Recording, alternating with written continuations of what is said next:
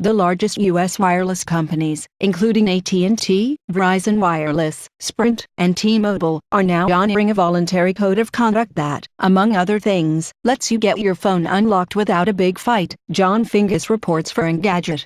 This development, which has been a long time coming, is always met with enthusiasm. This Reddit post has more than 1,000 votes, but reality is less exciting. Why?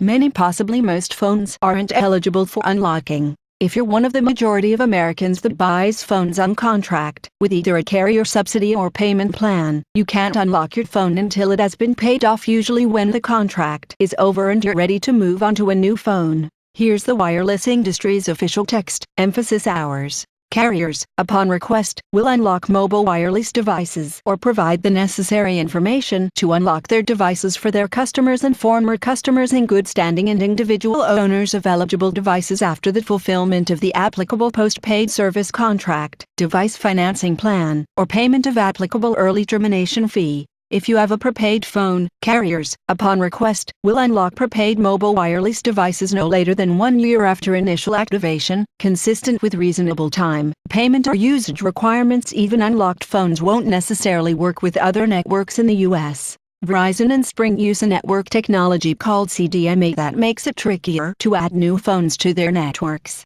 T-Mobile has historically used different wireless bands for some of its service. Other networks overseas may or may not be compatible. But you should generally have luck taking unlocked, recent model US phones abroad. Many phones are already sold unlocked. Verizon, for example, sells its iPhones and other 4G LTE phones unlocked. Feel free to pop in a different SIM card.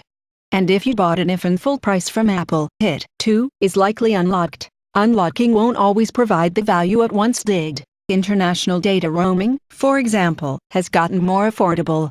T-Mobile even includes free, unlimited, but slow, internet access in most foreign countries.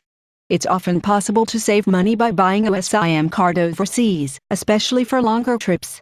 But there are trade-offs, such as potentially missing calls and text messages to your real number. Unlike some markets, most phones in the US are sold with only one SIM card slot. So, what's the point? Look, this is a good thing. If you pay for a phone, you should be able to use it how you want. Unlocking your phone may increase its resale value. In an informal test, Gazelle, a resale service, is offering $50 more for an unlocked iPhone 6 than one that's locked to AT&T, and $20 more for an unlocked iPhone 5.